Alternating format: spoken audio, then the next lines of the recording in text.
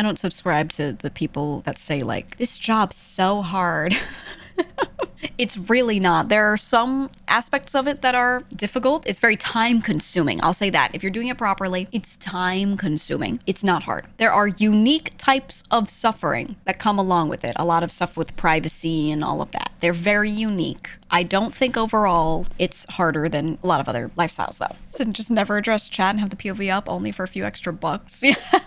If I quit streaming, I would have to like decide I hate it to ever do that. I don't really see myself doing that. If one day I decided I hated, you know, I don't want to be known or whatever, I think I would still stream games and have chat closed just for the literal like farm a couple dollars while I'm playing whatever game thing. No mic, no nothing. I doubt many people would watch, but I would milk it for the 3 months people would watch until they realized I was like never talking to them, you know? So it's an always on type of job. If you're not used to disconnecting, I could see that getting to people a lot more than a 9 to 5. That's the right way to describe it. Like, I don't think this job is harder than other jobs at all, but I do think it gets to people more. That's what I meant by like unique challenges, right? I think this shit gets to people and you see people go crazy. You actually see people go crazy. I think a lot of people in this line of work actually cannot handle it well, and they don't realize until they're like crashing and burning. And then anything that like that happens is usually seen publicly as well. It's tough. There are a lot of like really unique difficulties, I guess. I don't know. I'm really good at just disconnecting if I want to. I also just relax, you know? If I'm on someone else's stream and I'm not streaming, I'm not there to make content unless they like ask me to. If they're like, I want this to be a great stream, can you be funny? I'll be like, okay. Outside of that, I'm saying whatever comes to mind. I'm relaxing. If I want to go nonverbal for 5 minutes, I will, you know, like I'm just vibing. So I don't force myself to be always on. That's kind of why like I'm a pretty bad Twitter user for a streamer. I really don't use it very effectively. I should get better at it. But one of the reasons I take that really slowly and I don't try to make my Twitter like a crazy content farm is because I just want to unplug. All the Twitter time I would spend, you know, time I would spend making tweets and interacting, whatever, is time where I'm not streaming and I should probably be just like disconnected and relaxing. So I'm trying to get a little better with it, but I'm not trying to overdo it, you know? You said most people burn out because they try to make their life a Mr. Beast video. Yeah, I much rather just kind of chilling and consistently doing my thing rather than like trying to chase some crazy project, you know? There's stuff I want to do, but if it doesn't happen quickly, I'm not going to push to make it happen quickly because I think that's how I burn myself out for sure. So that high of a return on investment as far as time when it concerns Twitter. It ramps up. So for the first like 150K followers, these are the kind of like numbers I've been quoted. I would take it with a grain of salt, the exact numbers. But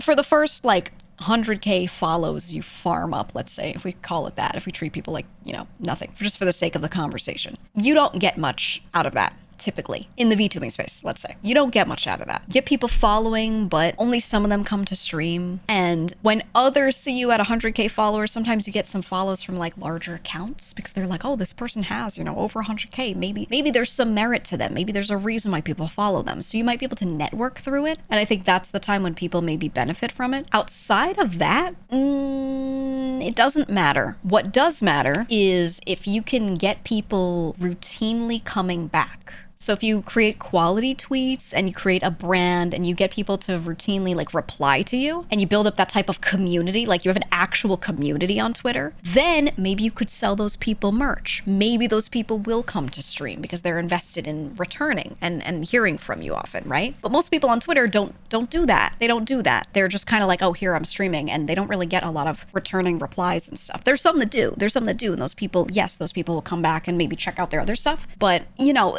if you're not using things strategically and you're just kind of like throwing information on there, it doesn't really convert into anything else. So I know a lot of content creators that don't really use their Twitters at all. And then there are some that really exist on Twitter. There's some where their streams don't really pop off that much, but they have a huge Twitter following. They have tons of fan art and all that stuff. And when they post that they're doing merch, the Twitter fans buy a lot of their merch. And that's actually one like good revenue stream for some of them. So it just kind of depends on like where you have community. For me, the type of people that watch me don't really love using Twitter that much. Some of them do, but for the most part, they're just, you know, Discord in here. So, or YouTube. I actually have a lot of people that like me on YouTube, and I really want to this next year post a lot more there. I have a really solid YouTube community that is returning all the time and commenting and all that stuff. So there's that. But I don't really focus on Twitter too much. But yeah, return on investment for Twitter, not really. But it could be. It's really subjective. It just depends on like, it's not like your time will return you anything guaranteed or anything like that. It's just, you know, if you happen to hit a type of community that likes making fan art of you, whatever, they will buy your merch, etc. But it's hard to like do things in a certain way to get that. It just has to happen. It's like being surprised on whoever's streaming.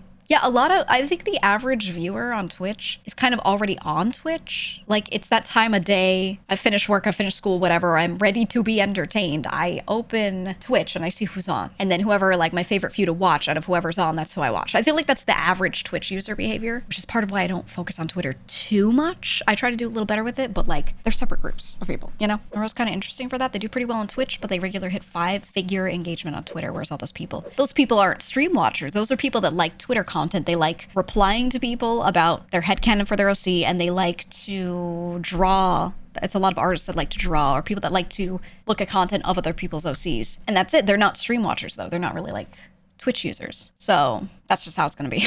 All right. A lot of artists, some of them you didn't even know streamed. A lot of them don't even promote their streams very well, if I'm being honest with you.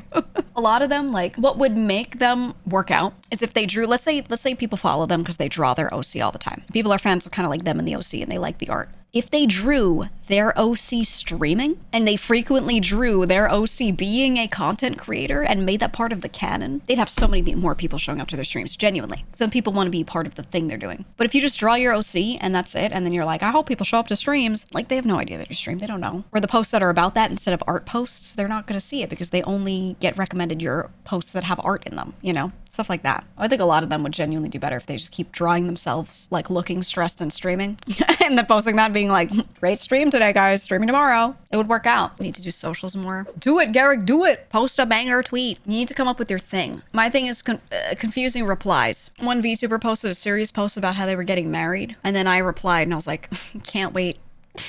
Can't wait for our time together, you know, like heart emoji. And people were like, what? Now when you search me, one of the things that comes up is like, if me and that person are married. That could be your thing, Garrick. I'm telling you, it works. You need a thing, okay? You need a thing. For me, that's one of my things. You don't have to do it often either. I get it with Joel too. Post a confusing thumbnail that makes people think you're actually divorced with the person, and they're like, holy f.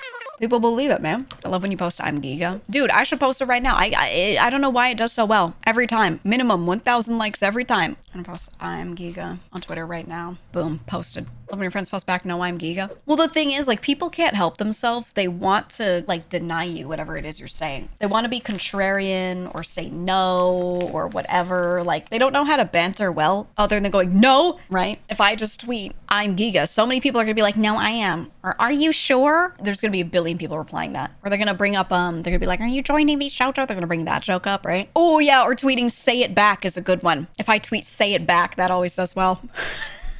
You know how many people reply and just say it back? It's crazy. Are you sure? Literally the fourth reply? Yeah, let's see. It's got 10 replies. Hell yeah, I was here. Base, true and real. Nice to meet you. I'm whomever. Source, sure you are, bud. We are GEEGA. Are you sure? Yeah. And like most of the replies you're gonna see to it are just gonna be like versions of those. It just works, man. I don't know. Himmel the Hero would say he's GEEGA. Yeah, Himmel the Hero tweets do well too. One time I tweeted and said, say it back. And it did pretty well. And then I was like, watch this. I'm about to piggyback off of a banger tweet with another banger tweet. And I did it in front of someone else. I was talking to them and said, watch this. And I quote retweeted that one that said, say it back. And I said, Himmel the Hero would say it back. And then that did well. And they were like, what? They were like, but I try to post about what I'm doing. And I was like, no, people don't care. People don't care what you're doing. They just want you to say stuff like, say it back.